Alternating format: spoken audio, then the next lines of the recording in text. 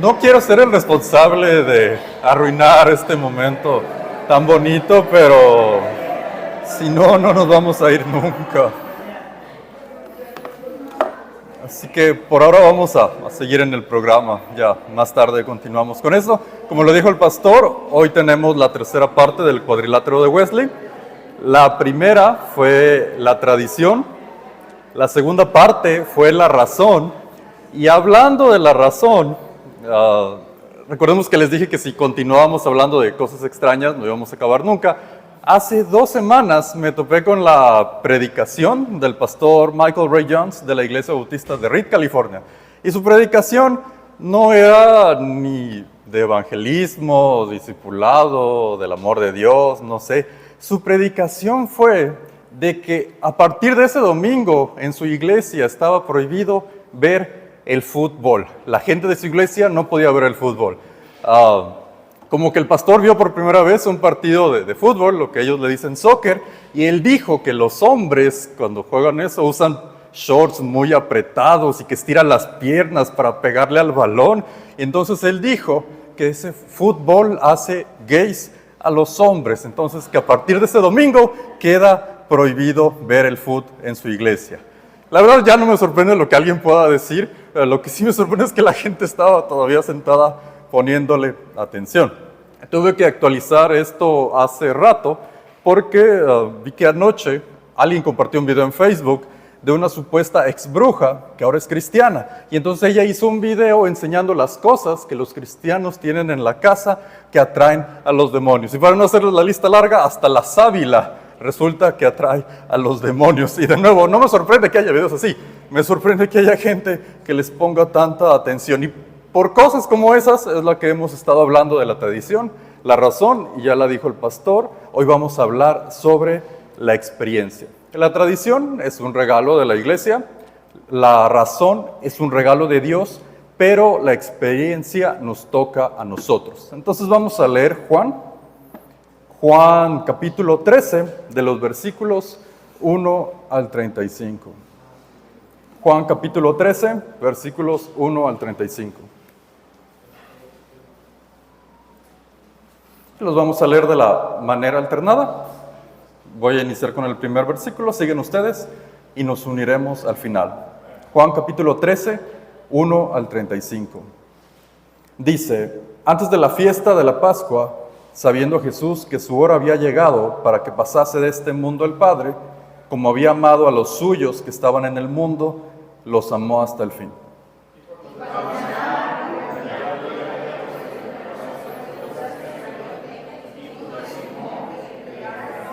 Sabiendo Jesús que el Padre le había dado todas las cosas en las manos y que había salido de Dios y a Dios iba.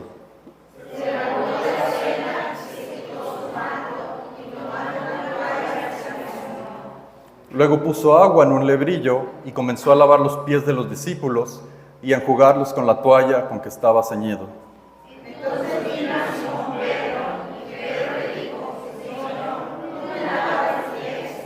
Respondió Jesús y le dijo: lo que yo hago, tú no lo comprendes ahora, mas lo entenderás después.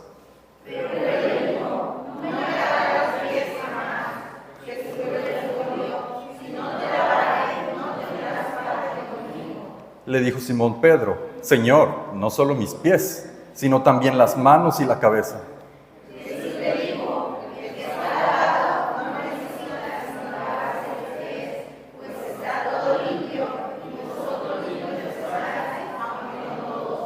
Porque sabía quién le iba a entregar, por eso dijo: no estáis limpios todos.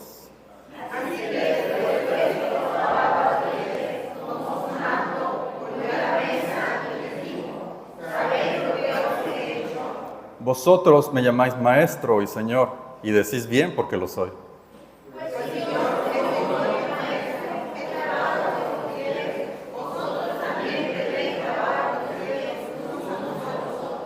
Porque ejemplo os he dado para que como yo os he hecho, vosotros también hagáis.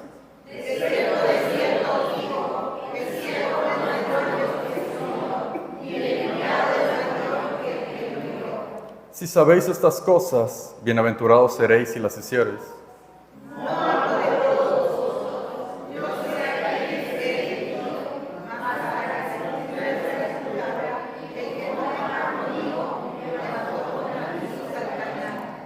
Desde ahora os lo digo antes que suceda, para que cuando suceda creáis que yo soy.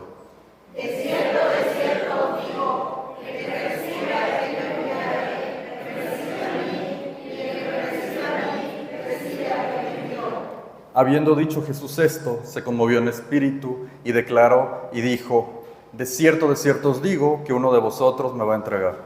Entonces los discípulos se miraban unos a otros, dudando de quién hablaba. Y uno de sus discípulos, al cual Jesús amaba, estaba recostado al lado de Jesús.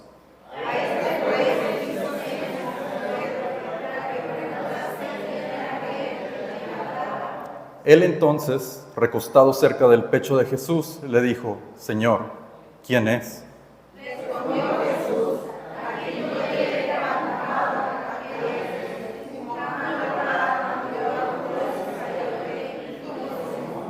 y después del bocado, Satanás entró en él. Entonces Jesús le dijo: lo que vas a hacer, hazlo más pronto.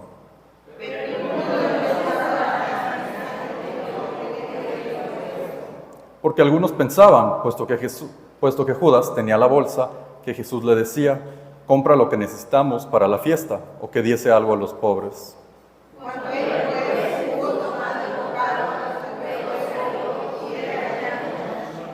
Entonces, cuando hubo salido, dijo Jesús: ahora es glorificado el Hijo del Hombre, y Dios es glorificado en él.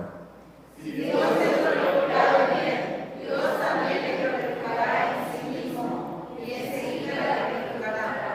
Hijitos, aún estaré con vosotros un poco. Me buscaréis, pero como dije a los judíos, así os digo ahora a vosotros: a donde yo voy, vosotros no podéis ir.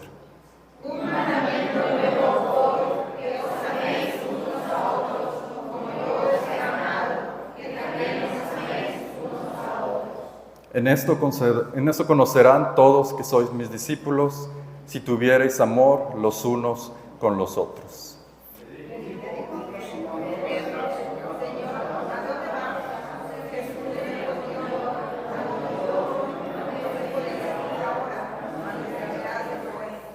Era hasta el 35, creo que se me olvidó decir esa parte.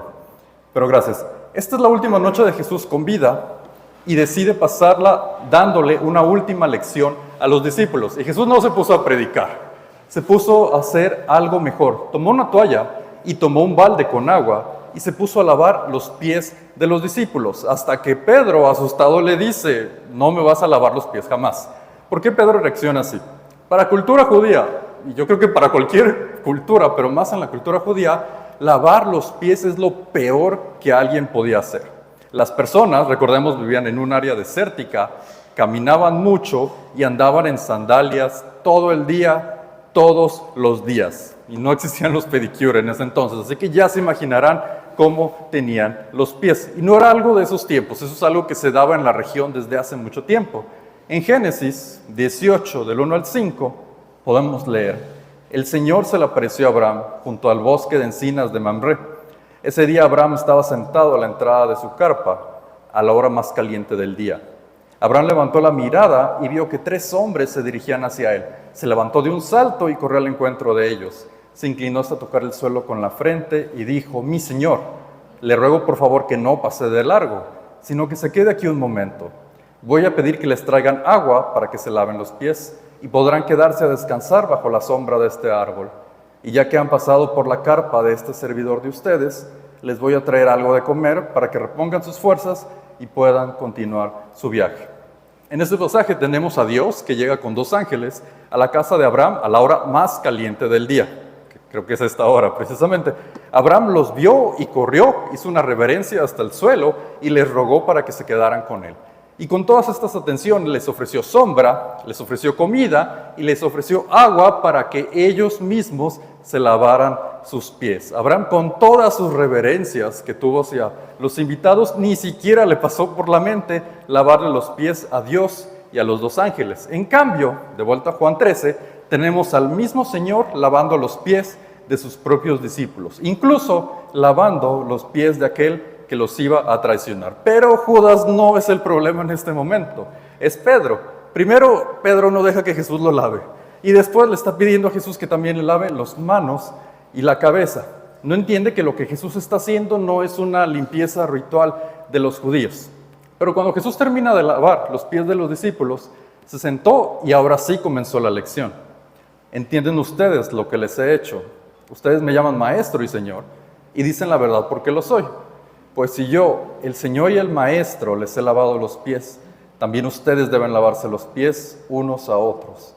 Yo les he dado el ejemplo para que hagan lo mismo que yo he hecho con ustedes. Les doy este mandamiento nuevo, que se amen unos a otros, así como yo los amo. Ustedes deben amarse unos a otros. Si se aman unos a otros, todos se darán cuenta de que son mis discípulos. Esta última lección de Jesús es un nuevo mandamiento. Ya habíamos visto sobre los dos principales: amarás al Señor tu Dios con todo lo que tienes y amarás al prójimo como a ti mismo.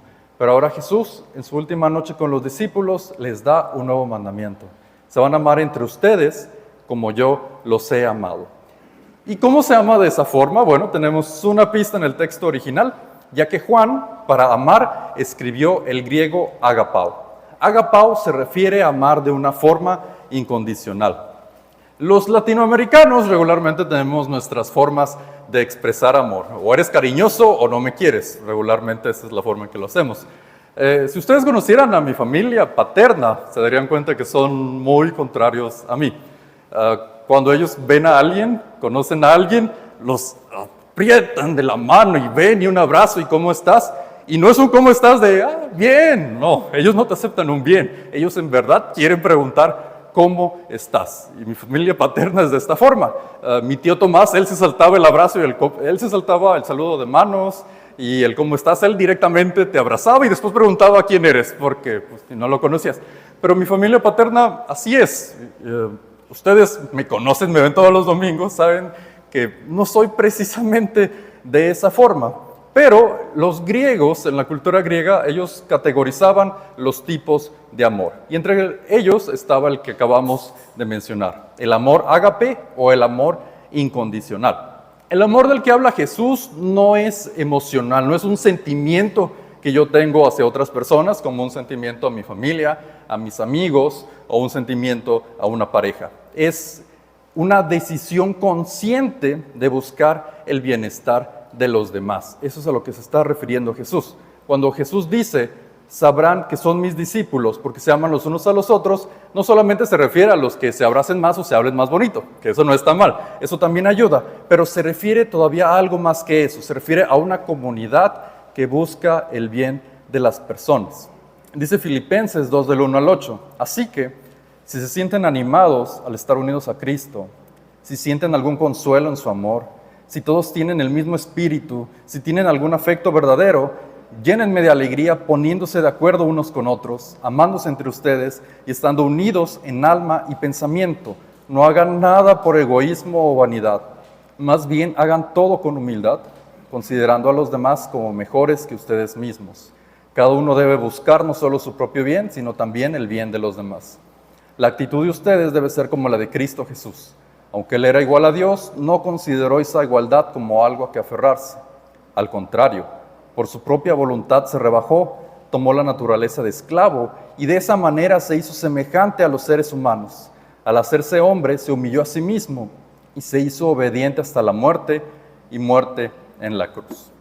Alrededor de los años he escuchado muchas veces discusiones para saber si alguien es hermano o no es hermano. Bueno, Jesús nos dejó claro saber cómo alguien sí lo es. Y Filipenses nos lo recuerda, pero a veces se nos puede olvidar. Yo vengo a la iglesia desde el 98. Bueno, me traen desde el 98 porque yo me quería quedar en la casa viendo Chabelo. Pero desde esos años hasta ahora me ha tocado vivir varias etapas del cristianismo. Los que ya tenemos muchos años aquí podemos recordar el cubo evangelístico. Esta herramienta venía en una cajita, se podía armar de muchas formas. Este cubo fue presentado a finales de los 90s y se convirtió en la herramienta por excelencia para evangelizar.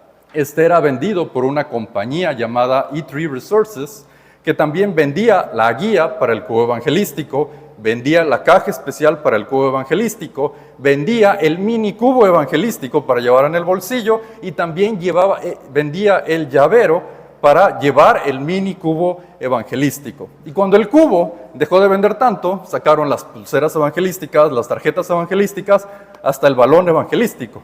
Y estas fueron muy buenas herramientas que mucha gente usó muy bien, pero como que la mercadotecnia de ese tiempo, de las empresas cristianas, era muy enfocada a, ¿quieres ser un buen cristiano? Entonces tienes que comprar esto, tienes que estar adquiriendo cosas.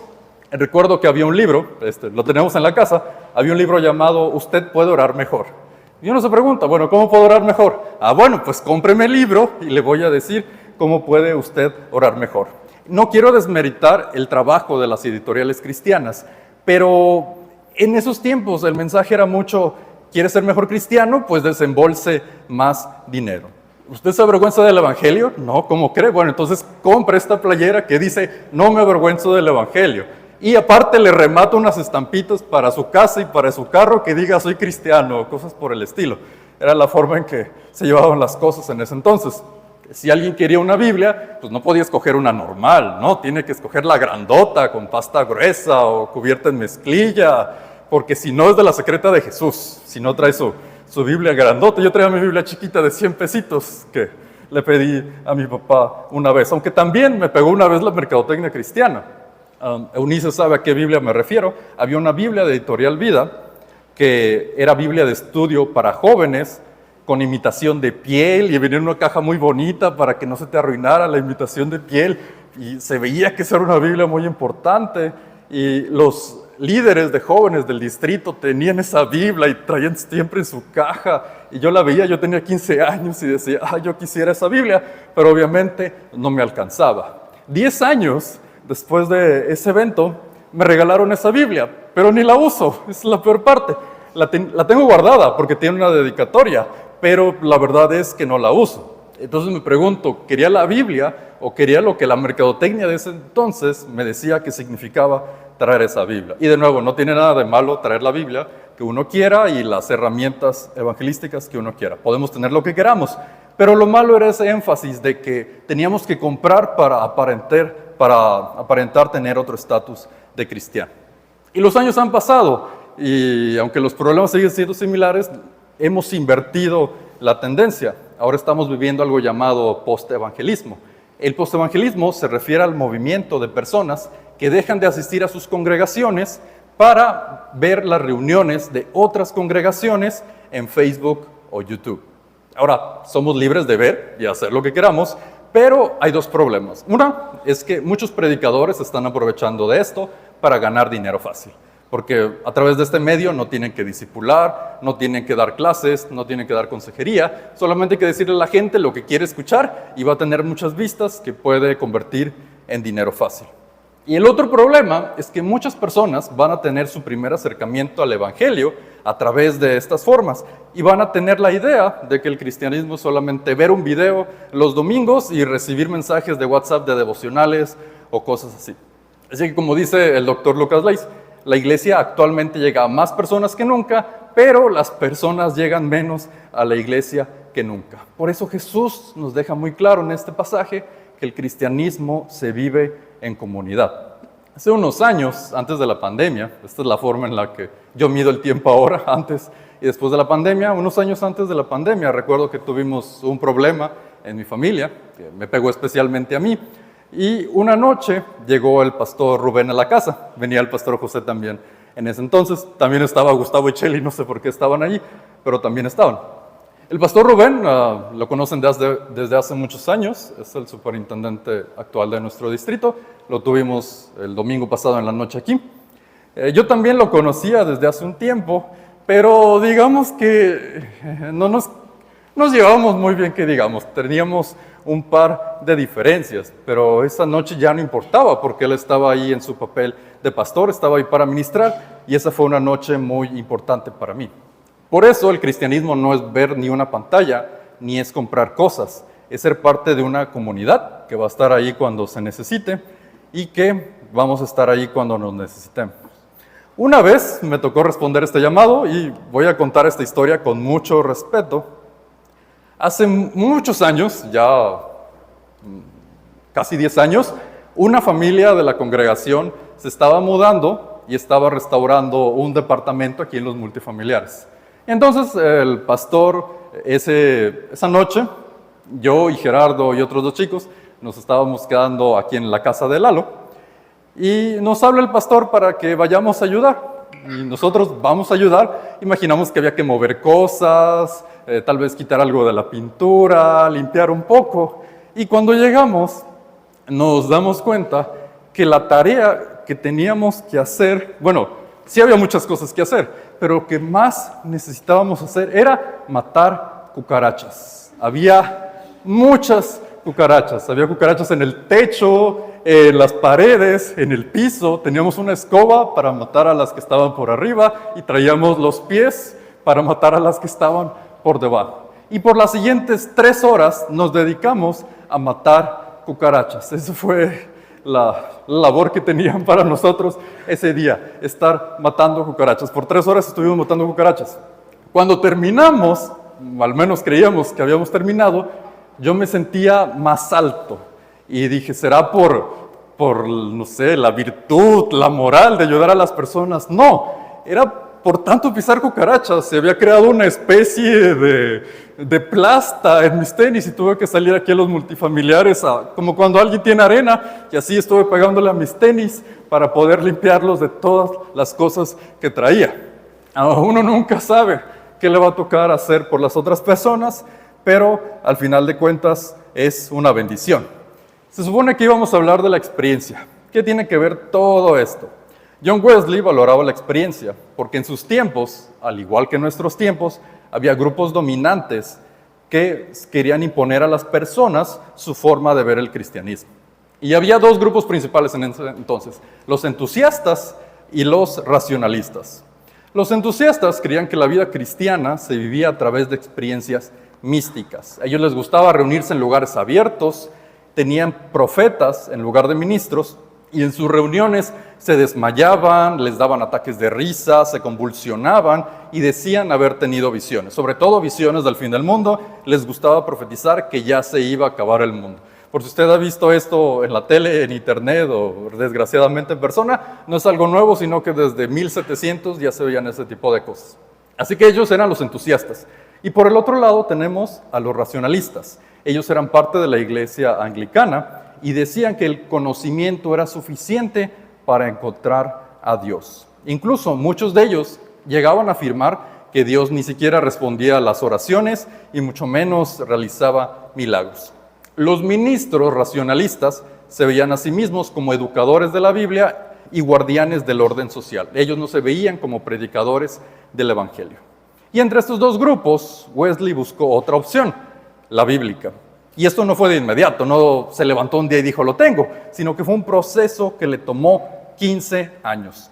Wesley era técnicamente parte de los racionalistas. Él tenía una maestría en la Universidad de Oxford y fue ordenado por la iglesia anglicana. Pero ni siquiera con estas 2 cosas él sentía que era salvo. Después él se hizo líder de un grupo llamado el Club de los Santos, un grupo de estudiantes de Oxford que se reunían para orar, tener estudios bíblicos, ayunar y visitar a los enfermos. Pero ni siquiera haciendo estas cosas, él se sentía que era salvo. Después se metió de misionero y vino a nuestro continente, vino a América. Él se estableció en Georgia. Su plan original era evangelizar a los nativos americanos, pero había corto personal y le pidieron que ministrara a los colonizadores ingleses. Y después de su trabajo como misionero, tampoco se sentía que era salvo. Hasta que el 24 de mayo de 1738, a las 8:45 de la mañana, en Aldersgate, una calle de Londres, Wesley fue a una sociedad. Una sociedad era una reunión de cristianos fuera de los templos de diversas denominaciones. Y ahí Wesley escuchó una lectura sobre la justificación por la fe. Así que ahora que Dios nos ha declarado justos por haber creído, disfrutamos de la paz con Dios gracias a lo que Jesucristo nuestro Señor hizo por nosotros. Por medio de Él y confiando en su promesa, participamos de ese amor que no merecemos y en el cual nos mantenemos firmes. Incluso nos sentimos orgullosos de la esperanza de gozar de la gloria de Dios. Romanos 5, el 1 al 2. En ese momento Wesley no tuvo un desmayo, no tuvo una visión, ni siquiera un momento de iluminación. Todo lo contrario, Wesley escribió en su diario que mientras él escuchaba esta lectura de Romanos 5, él sintió una calidez en su corazón, se sintió tranquilo, sintió paz y escribió que por primera vez en su vida habiendo pasado por todo esto, habiendo sido pastor, habiendo sido misionero, por primera vez estuvo seguro de que Cristo lo había salvado. Y a ese momento en el que Wesley por primera vez en su vida se sintió salvo, lo llamó la experiencia. Y como él escribe, él pasó de enseñar Cristo salva a poder decir Cristo me salvó. ¿Cuál fue el error original de Wesley? Wesley hizo de todo para poder sentirse cristiano. Estudios, obras, de todo, como a veces nos pasa actualmente. Pero la experiencia de salvación, este fue su gran error, la experiencia de salvación no es llenarse de cosas, por el contrario, es vaciarse. Vamos a Lucas 18, les voy a leer Lucas 18, del 18 al 27, y después me voy a pasar a Lucas 19. Dice la palabra de Dios en Lucas 18. Uno de los jefes de los judíos le preguntó, Maestro bueno, ¿qué debo hacer para tener la vida eterna? Jesús le respondió, ¿por qué me dices bueno? Dios es el único que es bueno. Tú ya conoces los mandamientos. No cometas adulterio, no mates, no robes, no digas mentiras para hacerle daño a nadie. Respeta a tu padre y a tu madre. El hombre le dijo, todo esto lo he cumplido desde que era joven. Jesús le respondió, hay una cosa que todavía no has hecho. Vende todo lo que tienes y repártelo entre los pobres. Así tendrás un tesoro en el cielo. Cuando lo hayas hecho, ven y sígueme. Al oír el hombre esto, se puso muy triste, pues era muy rico. Cuando Jesús lo vio tan triste, dijo, qué difícil es para los ricos entrar en el reino de Dios. En verdad es más fácil que un camello pase por el ojo de una aguja que un rico entre en el reino de Dios. Los que oyeron esto preguntaron, entonces, ¿quién podrá salvarse? Jesús le respondió, lo que es imposible para los hombres es posible para Dios. Y saltamos a Lucas 19. Jesús llegó a Jericó y comenzó a cruzar la ciudad. Allí vivía un hombre muy rico llamado Zaqueo, que era jefe de los cobradores de impuestos. Él trataba de ver a Jesús, pero era de baja estatura y había tanta gente que no alcanzaba a verlo. Entonces se adelantó corriendo al lugar por donde Jesús iba a pasar y se subió a un árbol para poder verlo. Cuando Jesús pasaba por ese lugar, miró hacia arriba y le dijo, Zaqueo, baja enseguida, porque quiero quedarme hoy en tu casa. Zaqueo se bajó a toda prisa y muy contento recibió a Jesús en su casa. Al ver esto, todos empezaron a murmurar. Se fue a quedar a la casa de un pecador. Zaqueo se levantó y dijo, Señor, voy a dar la mitad de todo lo que tengo a los pobres, y si a alguien le he robado, le devolveré 4 veces lo que robé. Jesús le dijo, hoy la salvación ha llegado a esta casa, pues este hombre también es uno de los hijos de Abraham. En Lucas 18 y 19 tenemos a 2 hombres muy ricos. El primero era un jefe entre los judíos, alguien con muy buena reputación entre la gente, y llega con Jesús y le dice, Maestro bueno, así como llega con ese énfasis de intentar quedar bien, Maestro bueno, ¿qué debo hacer para tener la vida eterna? Y Jesús lo ve extrañado y le dice, ¿por qué me dices que soy bueno? No hay un saludo ni nada, pasa a preguntarle, ¿por qué me dices que soy bueno? La palabra original que usa este hombre, que no tenemos su nombre, es ágatos.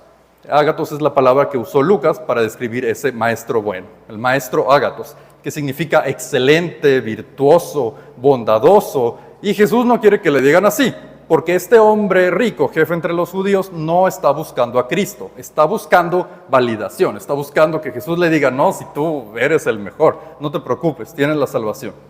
Así que Jesús le dice, cumple los mandamientos. Y el hombre rico le contesta que él desde chiquito los cumple todos, él no tiene ningún problema.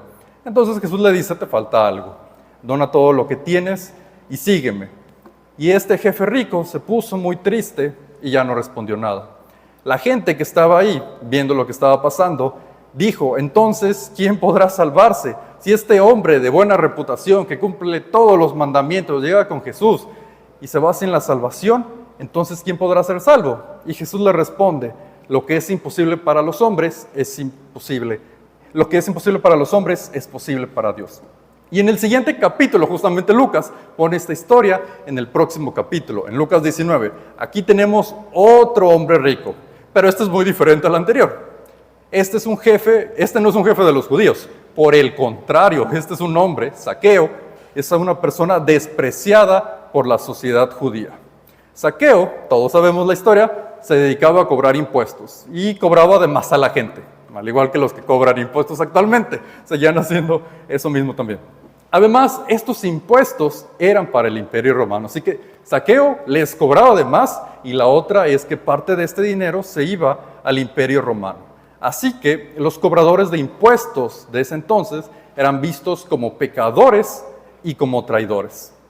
Pero Zaqueo no era cualquier cobrador de impuestos. Lucas nos da dos pistas para que sepamos quién es Zaqueo.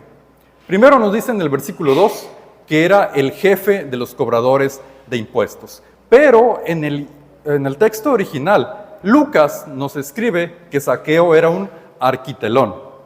Un arquitelón eran administradores del sistema de impuestos de regiones completas. No era nada más que tenía su oficinita para cobrar impuestos. Zaqueo supervisaba a los demás cobradores que estaban en esa región.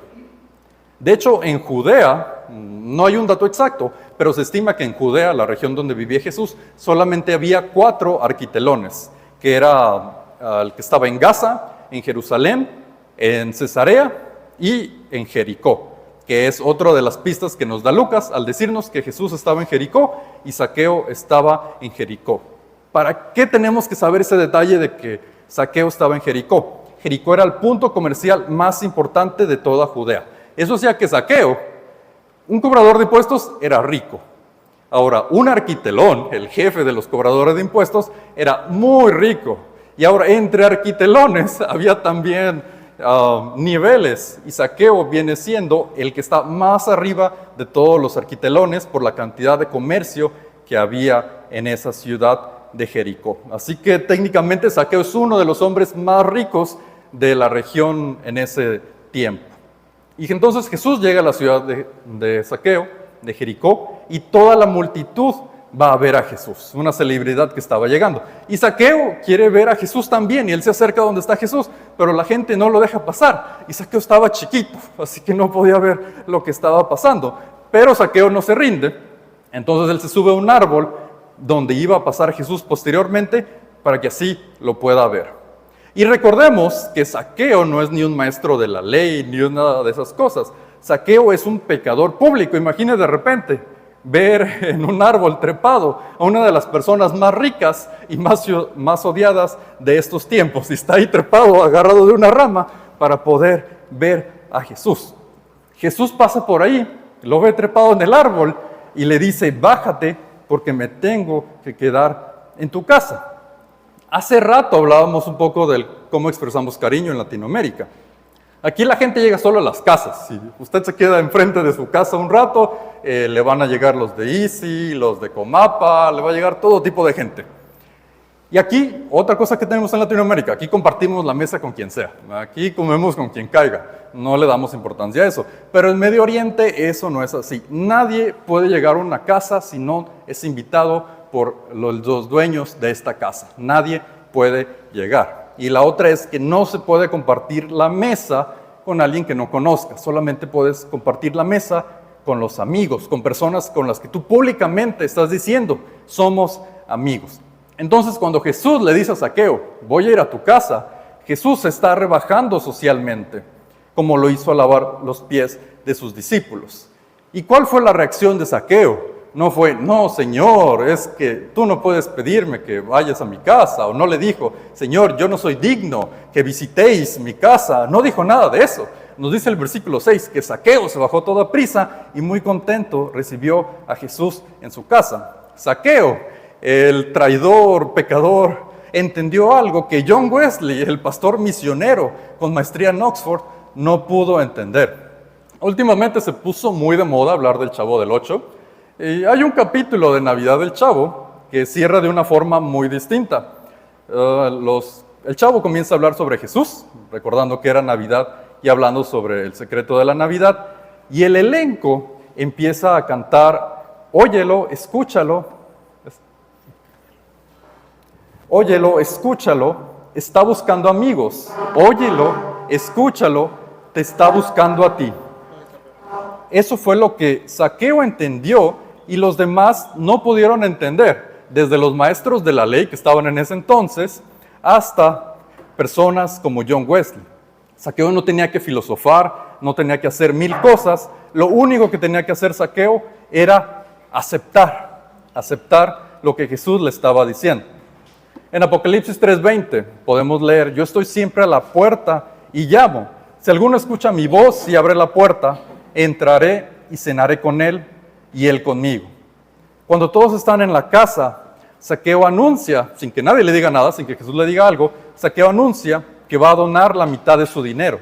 Y con lo que le quede de la donación que va a hacer, va a regresar 4 veces más el dinero que robó. Y Jesús le dice, para que le quede claro a él, para que le quede claro a las personas y para que nos quedara claro a nosotros, hoy la salvación ha llegado a esta casa. En el capítulo anterior, las personas se preguntaban, ¿quién podrá ser salvo? Y Jesús, justamente en el capítulo siguiente, les da el ejemplo de cómo alguien podía ser salvo. ¿Quién podrá ser salvo? Bueno, la persona más odiada de Jericó lo pudo hacer. Muchos creen que Zaqueo se pudo ser salvo porque renunció a todo su dinero, pero esto no es así. Zaqueo después iba a volver a ser rico, no tanto como lo era en ese momento, pero iba a volver a ser rico por el trabajo que tenía. Zaqueo fue salvo porque además de vaciarse del dinero malo que él tenía, se vació de su orgullo, se vació de su avaricia, se vació de su egoísmo, y todo esto para que su amigo Jesús entrara. Ese es el punto de la experiencia que John Wesley quería que nos quedara claro después a nosotros como cristianos. No era llenarse de 1000 cosas como él lo hizo, sino que tenía que ser al revés. Él tenía que vaciarse como lo hizo Zaqueo para que Jesús pudiera entrar. Ya lo demás, los conocimientos, las obras, podían llegar después. Pero el punto principal de todo esto era vaciarse para que Jesús pudiera entrar. Si alguien no tiene esa experiencia aún, hoy sería un muy buen día para eso. No se tarde 15 años como John Wesley. Pero para los que ya la tuvieron, el apóstol Pablo nos dice que sigue. Efesios 3, 17 al 19 dice, pido también que, por medio de la fe, Cristo habita en sus corazones y que ustedes echen raíces y se cimienten en el amor para que puedan entender, en compañía de todo el pueblo santo, lo ancho, largo, alto y profundo que es el amor de Cristo. Pido que ustedes experimenten ese amor que nunca podremos entender del todo. Así estarán completamente llenos de Dios. Como nos decía Jesús al principio, en esto conocerán que son mis discípulos, que se aman los unos a los otros como yo los he amado. Y no es que nosotros podamos amar así, al menos yo no puedo, sino que es la llenura de Dios la que nos permite hacerlo. Entre más nos vaciemos nosotros mismos, Dios nos va a llenar, y eso se va a ver demostrado en la manera en que nosotros podamos amar de una forma incondicional a las demás personas. De eso se trata la experiencia de la vida cristiana. Vamos a orar en este día.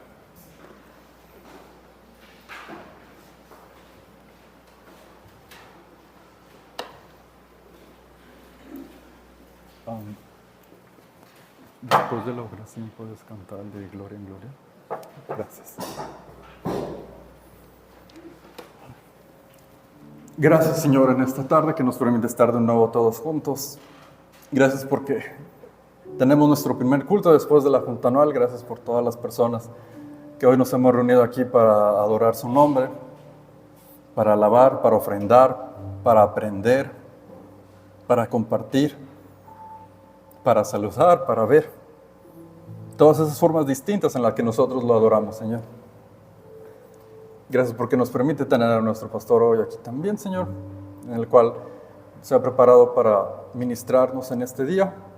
Por todas las personas que junto a él se han esforzado para que el día de hoy podamos tener este lugar limpio, para que podamos recibir instrucción, educación en la escuela dominical, para que podamos alabar. Gracias por todos esos esfuerzos, Señor. El día de hoy pudimos hablar un poco sobre la experiencia, sobre ese momento en el que usted llega a nuestros corazones y nos salva. Muchos creen que ser cristiano es hacer cosas, es vestir de una forma, pero eso no es ser cristiano. Ser cristiano es aceptarlo y tenerlo en nuestro corazón, y todo lo demás ya vendrá después. Pero lo primero es siempre tenerlo en nuestro corazón. E incluso a veces cuando ya llevamos muchos años en esto, se nos olvida que usted es el primer lugar. No lo que yo pueda hacer, no lo que yo pueda aprender, sino lo que yo pueda hacer para usted, Señor. Eso es en todo lo que consiste la vida cristiana, en lo cuánto yo me pueda rendir a usted. Las acciones y los conocimientos llegarán después, Señor. Pero lo que podamos hacer Lo que nos podamos rendir a usted es lo que siempre va a importar más. Por eso en este día le rogamos que en este nuevo año eclesiástico que viene, en este aniversario que también viene para nosotros en la iglesia, nos recuerde eso siempre. Que lo más importante es todo lo que nos podamos rendir a usted. Y ya usted nos indicará lo que podemos hacer, lo que quiere que hagamos, lo que quiere que sepamos. Ya usted nos lo indicará después.